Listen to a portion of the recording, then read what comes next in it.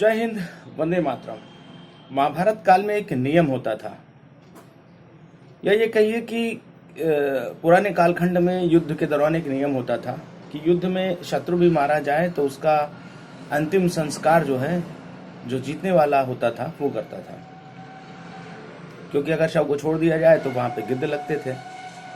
बाद में कुछ राजनेताओं ने भी, राजाओं ने इन परंपराओं को निभाया और अब तो एक अंतर्राष्ट्रीय कानून बन गया है कि दो देशों में अगर युद्ध होता है और किसी देश का सैनिक शहीद होता है तो जो देश जीता होता है उसके अंतिम संस्कार की प्रक्रिया को अपनाता है। राजनीति में तो ये एक परंपरा बन गई कि हमारे नेतागण जिन्होंने मृत्यु के बाद ऐसे शवों के साथ राजनीति करना शुरू कर दिया। अब जैसे पूर्व प्रधानमंत्री जी की 2 दिन पहले मृत्यु हुई, 4-5 दिन पहले मृत्यु हुई और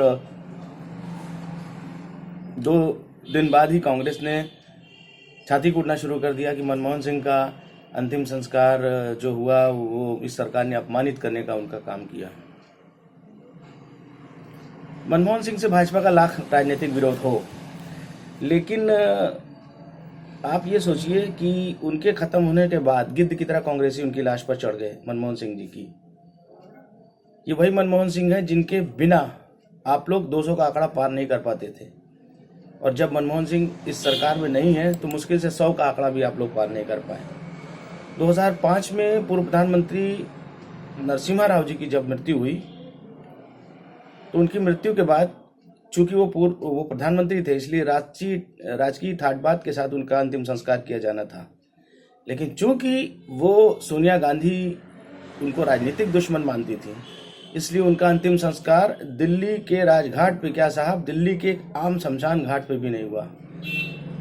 उनके अंतिम संस्कार के लिए शव को हैदराबाद ले जाया गया उनके परिजन द्वारा, और ये उम्मीद की गई कि हैदराबाद में तो राजकीय सम्मान के साथ उनका अंतिम संस्कार होगा। लेकिन राजनीतिक रसूख सोनिया गांधी का ऐसा था कि उनका अंतिम संस्कार हैदराबाद में भी राजकीय सम्मान के साथ नहीं हुआ। ना तिरंगा नसीब हुआ, ना झंडा नसीब हुआ, कुछ नहीं नसीब हुआ। एक आम व्यक्ति की तरह उनका अंतिम संस्कार हो गया। मनमोहन सिंह खत्म हुए जिस सरकार में, यानी एनडीए की सरकार में, यानी भाजपा की सरकार में, राजकीय सम्मान के साथ उनका अंतिम संस्कार हुआ।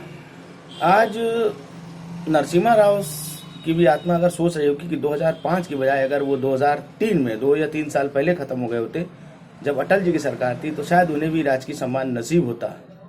और आज जैसे मनमोहन सिंह की लाश पर गिद्ध की तरह राहुल गांधी और उनकी पूरा एक पीडीए का दल बैठा हुआ है, शायद इनकी लाश पे भी बैठा होता। तो जो खुद इस देश के सम्मानित प्रधानमंत्री को अंतिम संस्कार का सुख न दे पाए, वो अब गिद्धों की तरह लाश पर राजनीति करने, ये अच्छा नहीं है। आपको अगर और पहले जाइए तो आपको याद होगा कि जब इस देश के पहले गृह मंत्री और लौह पुरुष सरदार पटेल की मृत्यु हुई थी, तो उस समय के प्रधानमंत्री नेहरू जी ने मंत्रिमंडल को, पूरे कैबिनेट को एक आदेश दिया था कि उनकी अंतिम यात्रा में कोई भी मंत्री नहीं जाएगा, और जाएगा तो उसे कोई भी सरकारी खर्च नहीं दिया जाएगा, अपने खर्चे पे जाएगा, और शायद उससे कांग्रेस का कोई वास्ता भी नहीं होगा। लेकिन भला हो इस देश के पहले राष्ट्रपति राजेंद्र प्रसाद जी का, नेहरू जी के द्वारा तमाम धमकियों के बावजूद भी अपने खर्च पर ट्रेन से 13-14 रुपए का टिकट लेकर के वडोदरा के लिए निकले दिल्ली से, और वडोदरा के राजा ने उन्हें कार से रिसीव किया, चूंकि भारत के राष्ट्रपति वहां पहुंच रहे थे, और अंतिम संस्कार में राजेंद्र प्रसाद जी शामिल हुए। वो नेहरू की खुन्नस थी, आज राहुल जी की खुन्नस है।